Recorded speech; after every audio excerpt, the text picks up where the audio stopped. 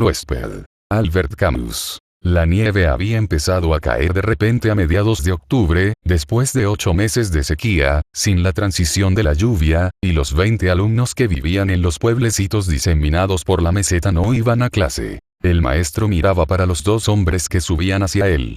Uno iba a caballo, el otro a pie. Todavía no habían llegado al abrupto repecho que llevaba a la escuela, edificada en la ladera de una colina. Avanzaban trabajosa y lentamente en la nieve, entre las piedras, por el inmenso espacio de la alta meseta desierta. De vez en cuando, el caballo tropezaba. Aún no se le oía, pero se veía muy bien el chorro de vapor que le salía por las fosas nasales. Uno de los hombres, al menos, conocía la región. Iban siguiendo la pista, a pesar de que había desaparecido desde hacía varios días bajo una capa blanca y sucia. El maestro calculó que no estarían en la colina antes de media hora. Hacía frío y se metió en la escuela para ponerse un jersey. Cruzó la clase vacía y helada. En el encerado, los 4 ríos de Francia, dibujados con 4 tizas de colores diferentes, corrían hacia sus estuarios desde hacía 3 días. Había que esperar el buen tiempo. Daru, el maestro, no calentaba más que el único cuarto que constituía toda su morada, contiguo a la clase cuya puerta daba al este de la meseta. La ventana, como las de la clase, daba también al mediodía. Por este lado, la escuela se encontraba a varios kilómetros del lugar en que la meseta comenzaba a descender hacia el sur. Con tiempo claro, se podían ver las masas violetas del contrafuerte montañoso donde se abría la puerta del desierto. Después de entrar un poco en calor, Daru volvió a la ventana desde donde, por primera vez, había divisado a los 2 hombres. Ahora ya no se les veía. Se hallaban, pues, subiendo el repecho. El cielo estaba menos oscuro. Durante la noche había dejado de nevar, amaneció con una luz grisácea, que apenas había aumentado a medida que el techo de nubes se elevaba. A las 2 de la tarde. Hubiese dicho que su día acababa de comenzar. Pero esto era mejor que aquellos 3 días en que la nieve espesa caía en medio de unas tinieblas incesantes, con pequeñas ráfagas de viento que hacían trepidar la doble puerta de la clase. Daru entonces se pasaba las horas muertas en su cuarto, del que no salía sino para ir al cobertizo a dar de comer a las gallinas o a buscar carbón. Afortunadamente, la camioneta de Tafjid, el pueblo más cercano hacia el norte, había traído el suministro 2 días antes de la tempestad. Y volvería a pasar dentro de 48 horas. Por otra parte, Daru tenía con qué resistir un asedio con los sacos de trigo que llenaban la habitación y que la administración pública le dejaba en depósito para distribuir entre los alumnos cuyas familias habían sido víctimas de la sequía. En realidad, la desgracia había alcanzado a todos, pues todos eran pobres. Daru repartía a diario una ración a los niños, y sabía muy bien que durante estos días malos les había faltado. Probablemente un padre o un hermano mayor vendría aquella tarde, y podría abastecer a todos de grano. Lo que hacía falta era que pudieran resistir para empalmar con la cosecha siguiente, eso era todo. Ahora llegaban de Francia barcos cargados de trigo, lo más duro había pasado pero sería difícil olvidar esta miseria, este ejército de fantasmas andrajosos errando bajo el sol, las mesetas calcinadas meses y meses enteros, la tierra contraída poco a poco, literalmente achicharrada, hasta el punto de que cada piedra se deshacía en polvo bajo los pies. Los corderos morían en esa época millares, y también algunos hombres, acá y allá, sin que muchas veces se llegara a saberlo. Ante esta miseria, él, que vivía casi como un monje en aquella escuela perdida, contento, por otra parte, con lo poco que tenía y de esta vida ruda, se sentía un señor, con sus paredes enlúcidas, su estrecho diván, sus estantes de madera de pino, su pozo y su suministro semanal de agua y de alimentos. Y de repente esa nieve, sin ningún aviso, sin la transición de la lluvia. El país era así de cruel, para vivir en él, incluso sin los hombres que, por otra parte, no arreglaban nada. Pero Daru había nacido allí. En cualquier otro sitio se sentía exiliado. Salió y dio unos pasos por el terraplén delante de la escuela, los 2 hombres habían llegado a la mitad de la cuesta. Daru reconoció en el jinete a Balduxi, el viejo gendarme que conocía desde hacía mucho tiempo. Un árabe, con la cabeza baja y las manos atadas, caminaba detrás de Balduxi, que sostenía el extremo de la cuerda. El gendarme saludó con un ademán al que Daru no contestó, ocupado como estaba en mirar al árabe vestido con una chilaba que en otro tiempo había sido azul, con unas sandalias y unos calcetines de gruesa lana cruda en los pies y una bufanda estrecha y corta, a modo de turbante, en la cabeza. Se iban acercando, Balducci mantenía el caballo al paso para no hacer daño al árabe, y el grupo avanzaba muy despacio. Al alcance de la voz, Balducci gritó: «1 hora para andar los 3 kilómetros de El Ameur hasta aquí». Daru no contestó. Bajo y fornido, enfundado en su grueso jersey, miraba cómo subían. Ni una sola vez el árabe había levantado la cabeza. «Hola», dijo Daru cuando llegaron al terraplén. «Entrada, calentaros un poco». Balducci se bajó con trabajo del caballo sin soltar la cuerda. Sonrió al maestro con una sonrisa que le salía de debajo de unos mostachos erizados. Sus ojillos oscuros, muy hundidos bajo una frente curtida, y su boca rodeada de arrugas le daban un aspecto atento y aplicado. Daru cogió las riendas, llevó el caballo al cobertizo y volvió a la escuela, donde le esperaban los 2 hombres. Los hizo entrar en su cuarto. «Voy a calentar la clase», dijo, «allí estaremos más anchos». Cuando entró de nuevo en el cuarto, Balducci estaba sobre el diván. Había desatado la cuerda con que sujetaba al árabe, este se había acurrucado junto a la estufa, con las manos liadas, y el turbante echado para atrás, miraba hacia la ventana. Daru al principio solo vio sus enormes labios, gruesos, lisos, casi negroides. La nariz sin embargo era recta, los ojos sombríos, llenos de fiebre. El turbante dejaba ver una frente obstinada, y bajo la piel curtida por el sol pero un poco descolorida por el frío, toda la cara tenía un aspecto a la vez inquieto y rebelde que impresionó a Daru cuando el árabe, volviendo la cara hacia él, lo miró fijamente a los ojos. «Pasad ahí al lado», dijo el maestro. «Os voy a hacer té con menta». «Gracias», dijo Balducci. «¡Qué faena! ¡Viva el retiro!». Y dirigiéndose en árabe a su prisionero: «Tú, ven». El árabe se levantó y, despacio, con las muñecas juntas por delante, entró en la clase. Con el Daru llevó una silla. Pero Balducci se había instalado ya en el primer pupitre de la clase y el árabe se había acurrucado contra la tarima del maestro, frente a la estufa que había entre la mesa y la ventana. Cuando tendió el vaso de té al prisionero, Daru dudó ante sus manos atadas. «Tal vez se le pueda desatar». «Desde luego», dijo Balducci. Era para el viaje. E hizo ademán de levantarse. Pero Daru, dejando el vaso en el suelo, se había arrodillado ya junto al árabe. Este, sin decir nada, miraba cómo lo desataban con sus ojos calenturientos. Una vez las manos libres, se frotó las muñecas hinchadas una contra otra, cogió el vaso de té y sorbió el líquido abrasador, a tragos cortos y rápidos. «Bueno», dijo Daru. «¿Dónde vais así?» Balducci dejó de beber. «Aquí, hijo». «¡Qué alumnos más raros! ¿Vais a dormir aquí?» «No. Yo me vuelvo a El Ameur. Y tú entregarás al camarada en Tingit. Lo esperan en la gendarmería». «¿Qué estás diciendo?», dijo el maestro. «¿Te burlas de mí?» «No, hijo. Son órdenes». «¿Órdenes? Yo no soy». Daru dudó. No quería afligir al viejo corso, bueno, quiero decir que no es ese mi oficio. ¿Qué quieres decir? En tiempo de guerra se hacen todos los oficios, entonces esperaré la declaración de la guerra. Balducci asintió con la cabeza. Bueno. Pero las órdenes son las órdenes y también te atañen a ti. Parece ser que hay jaleo. Se habla de una rebelión próxima. Estamos movilizados, en cierto sentido. Daru seguía con su aire obstinado. «Escucha, hijo», dijo Balducci. «Me resulta simpático y tienes que comprender. En El Ameur somos solo una docena de hombres y tenemos que patrullar por todo el territorio de un departamento, aunque sea pequeño, así que tengo que volver. Me han dicho que te confíe a este individuo y que vuelva inmediatamente. No podíamos custodiarlo allá abajo. Su pueblo se agitaba y querían llevárselo. Tú debes conducirlo a Tingit durante el día de mañana. No son 20 kilómetros los que van a asustar a un buen mozo como tú. Después, todo habrá terminado. Volverás a la escuela con tus alumnos y a la buena vida». Fuera, oyeron al caballo resoplar y pisotear el suelo con los cascos. Daru miraba por la ventana. Decididamente, el tiempo se levantaba, la luz se extendía por la meseta nevada. Cuando se hubiera derretido toda la nieve, el sol volvería a reinar y abrazaría una vez más los campos de piedra.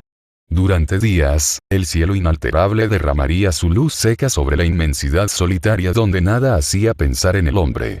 Bueno, dijo volviéndose hacia Balducci, ¿qué es lo que ha hecho?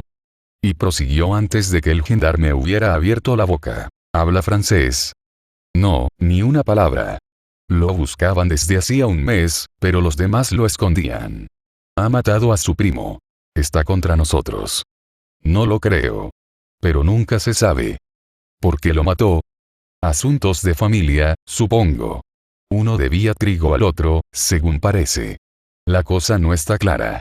Total, que ha matado a su primo dándole un golpe con una podadera. ¿Te das cuenta? Como un cordero, ¡zas! Balducci hizo un ademán como si se pasara una cuchilla por cuello, mientras el árabe lo seguía atentamente, lo miraba con cierta inquietud. A Daru le entró una ira repentina contra aquel hombre, contra todos los hombres y su asquerosa maldad, sus odios incansables, sus locuras sangrientas. Pero la pava del agua caliente silbaba en la estufa.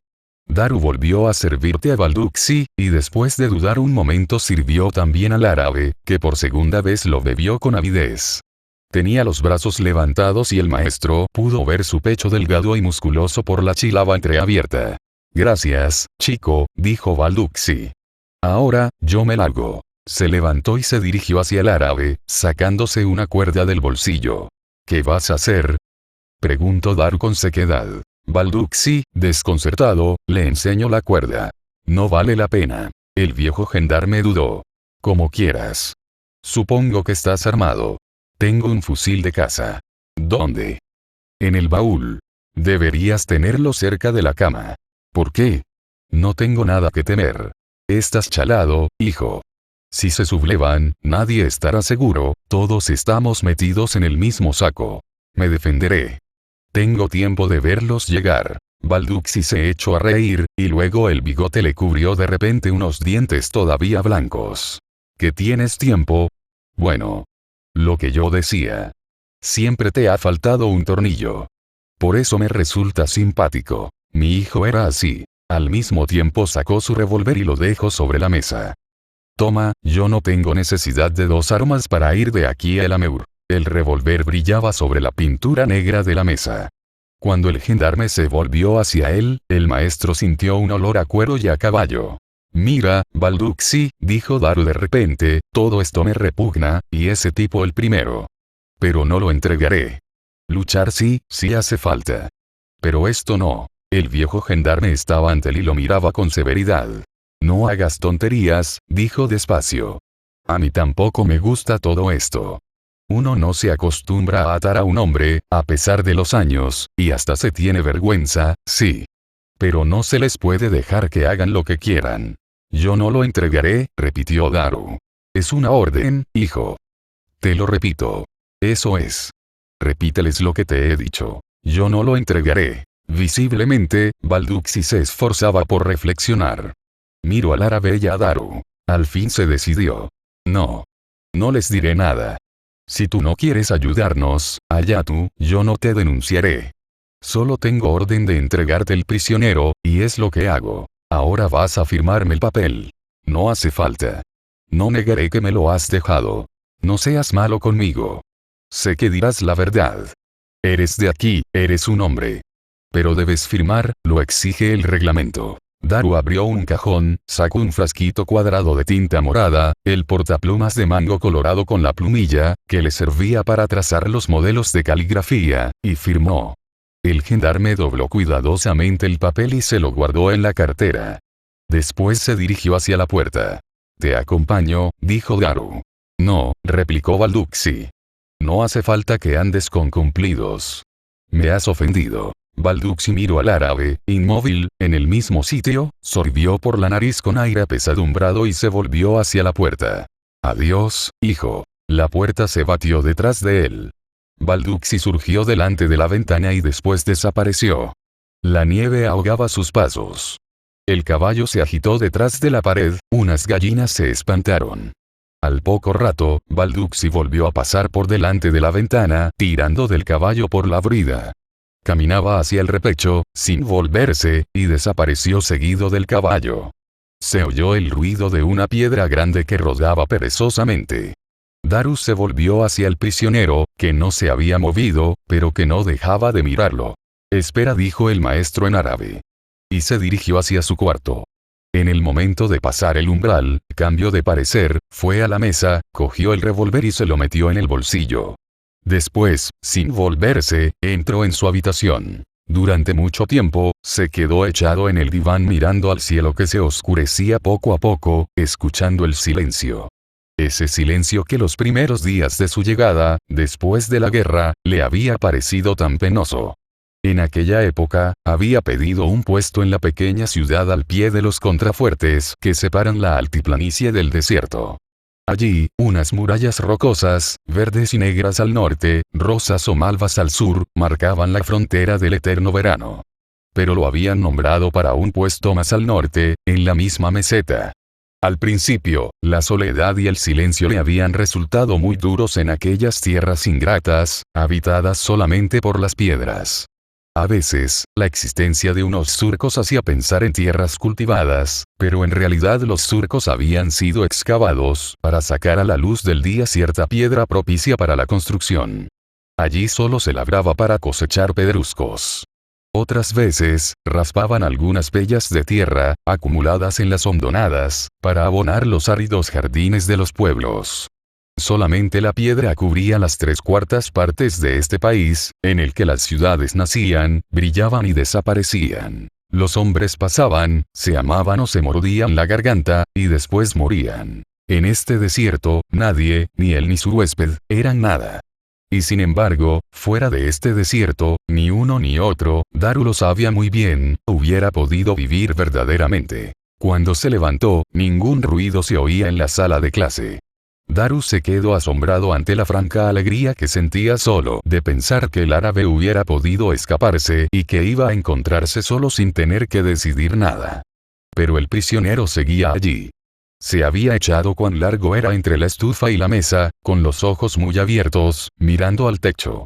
En esta posición se le veían sobre todo los gruesos labios, que le daban un aspecto enojado. «Ven», dijo Daru. El árabe se levantó y lo siguió. En la habitación, el maestro señaló una silla al lado de la mesa, bajo la ventana. El árabe se sentó sin dejar de mirar a Daru. «¿Tienes hambre?» «Sí», dijo el prisionero. Daru puso 2 cubiertos sobre la mesa. Cogió harina y aceite, amasó en una fuente una torta y encendió el humo de butano. Mientras la torta se cocía, Daru fue al cobertizo a buscar queso, huevos, dátiles y leche condensada. Cuando la torta estuvo cocida, la puso a enfriar en el alféizar de la ventana, calentó un poco de leche condensada desleída en agua y, para terminar, batió los huevos para hacer una tortilla. En uno de estos movimientos, su mano tropezó con el revólver que llevaba en el bolsillo derecho. Dejó el tazón con los huevos, pasó a la clase y metió el revólver en el cajón de su mesa. Cuando volvió a la habitación, estaba anocheciendo. Encendió la luz y sirvió al árabe. «Come», dijo. El otro cogió un trozo de torta, se lo llevó con viveza a la boca y se detuvo. «¿Y tú?», preguntó. «Primero tú. Yo comeré después». Los labios gruesos se abrieron un poco, el árabe dudó, y terminó por morder resueltamente la torta. Cuando terminó de comer, miró al maestro. «¿Eres tú el juez?» «No, yo tengo que vigilarte hasta mañana». «¿Por qué comes conmigo?» «Porque tengo hambre». El otro se calló. Daru se levantó y salió.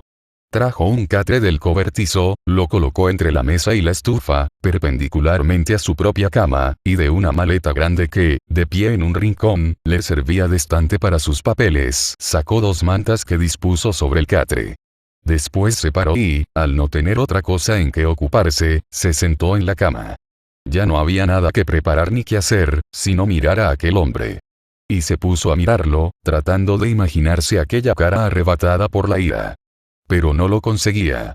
Solamente veía la mirada a la vez sombría y brillante, y la boca de animal. «¿Por qué lo mataste?», dijo con una voz cuya hostilidad le sorprendió. El árabe desvió la mirada. Se escapó. Y yo corrí detrás de él.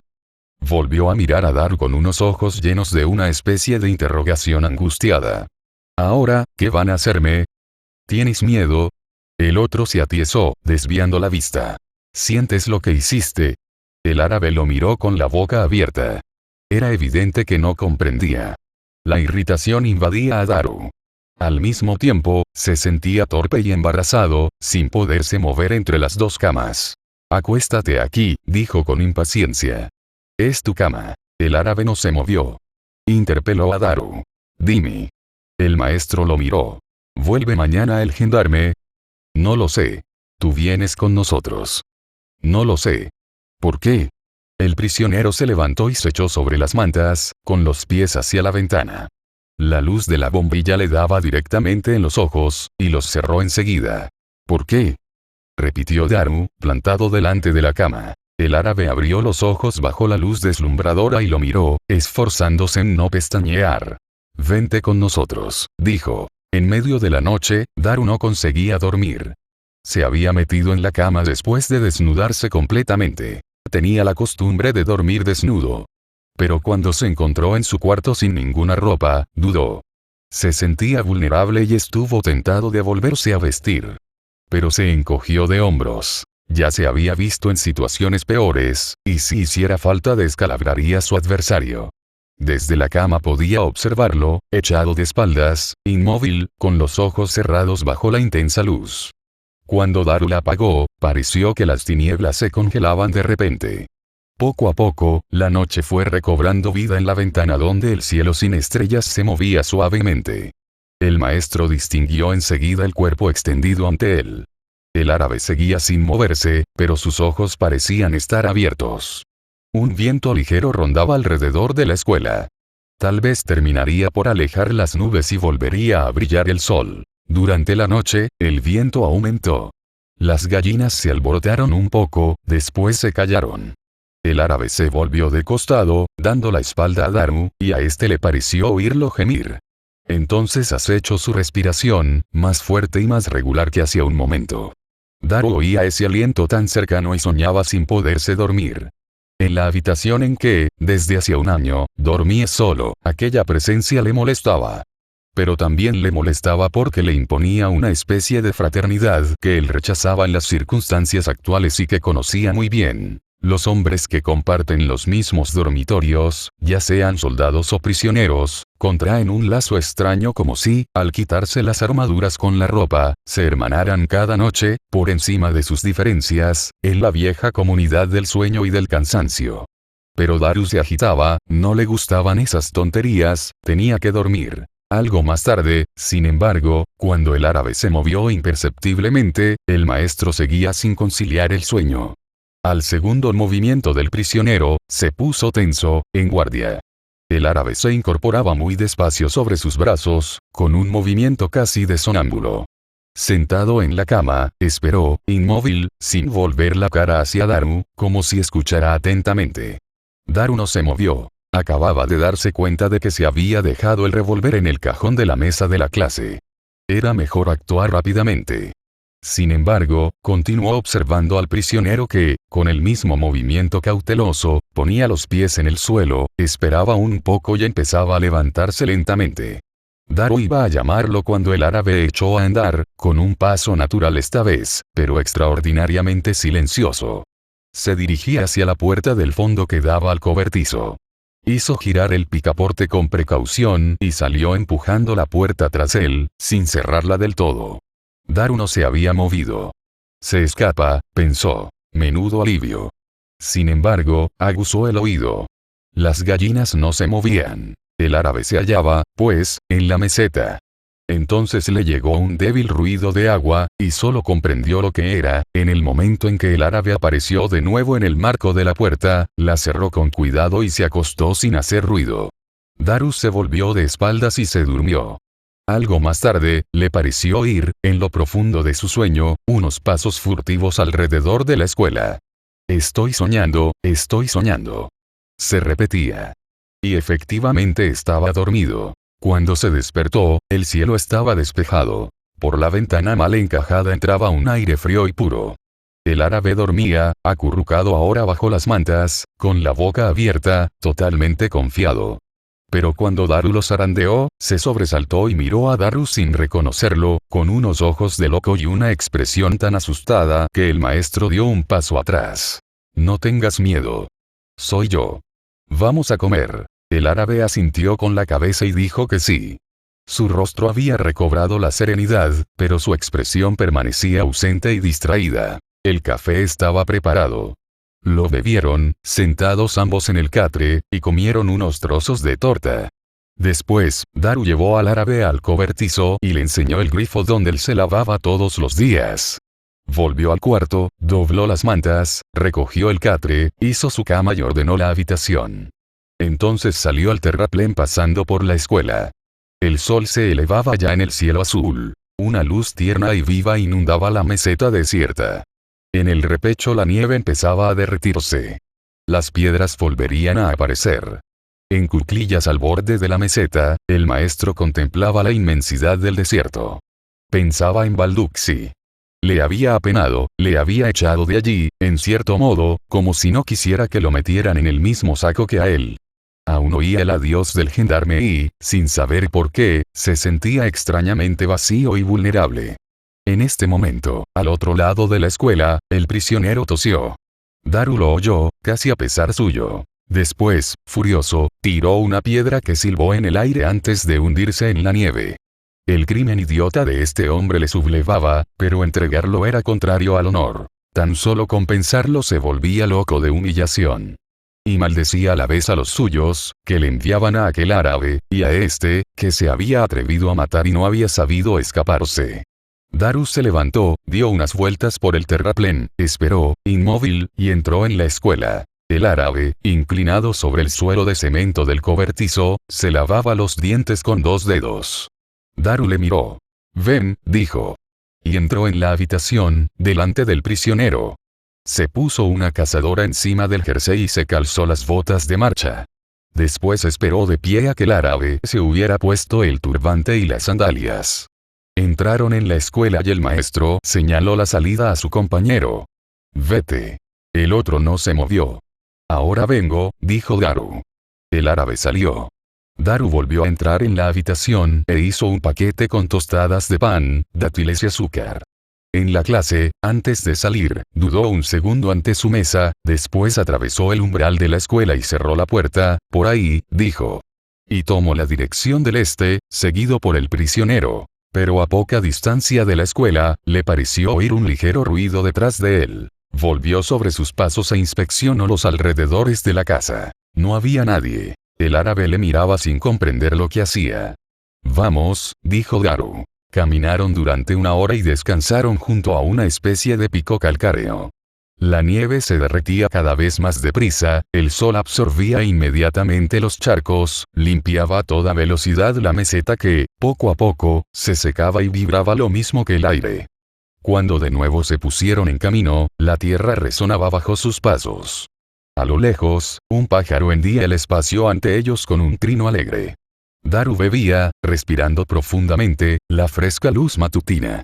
Una especie de exaltación nacía en él bajo el gran espacio familiar, casi enteramente amarillo ahora, bajo su casquete de cielo azul. Anduvieron 1 hora más, bajando hacia el sur. Llegaron a una especie de eminencia achatada formada por rocas friables. A partir de allí, la meseta descendía, al este, hacia una llanura baja donde se podían distinguir algunos árboles medio secos y, al sur, hacia unos montones de rocas que daban al paisaje un aspecto atormentado. Daru inspeccionó las 2 direcciones. No había más que el cielo en el horizonte, no se veía a ningún hombre. Daru se volvió hacia el árabe, que lo miraba sin comprender, y le tendió un paquete. «Toma», dijo. «Son dátiles, pan y azúcar. Te llegará para 2 días. Toma 1000 francos también». El árabe cogió el paquete y el dinero y se quedó con las manos llenas a la altura del pecho como si no supiera qué hacer con lo que le daban. «Mira ahora», dijo el maestro, y señalaba la dirección del este, «ese es el camino de Tingit. Son 2 horas de marcha. En Tingit están la administración y la policía. Te esperan». El árabe miraba hacia el este, apretando contra sí el paquete y el dinero. Daru le cogió del brazo y, con cierta brusquedad, le hizo dar media vuelta hacia el sur. Al pie de la altura en que se encontraban, se adivinaba un camino apenas bosquejado. Esa es la pista que atraviesa la meseta. A un día de marcha de aquí encontrarás los pastes y los primeros nómadas. Te acogerán y te darán refugio, según sus leyes. El árabe se había vuelto ahora hacia Daru y su rostro reflejaba pánico. Oye, dijo. Daru meneó la cabeza. No, cállate. Ahora, yo te dejo. Le volvió la espalda, dio 2 pasos en dirección de la escuela, miró con cierta indecisión al árabe inmóvil y se alejó. Durante unos minutos, no oyó más que sus propios pasos, que resonaban sobre la tierra fría, y no volvió la cabeza. Al cabo de un momento, sin embargo, se volvió. El árabe seguía allí, al borde de la colina, con los brazos caídos, mirando al maestro. Daru sintió que se le hacía un nudo en la garganta. Pero renegó con impaciencia, hizo un ademán y echó a andar de nuevo. Ya estaba lejos cuando se detuvo otra vez y miró hacia atrás. No había nadie en la colina. Daru dudó.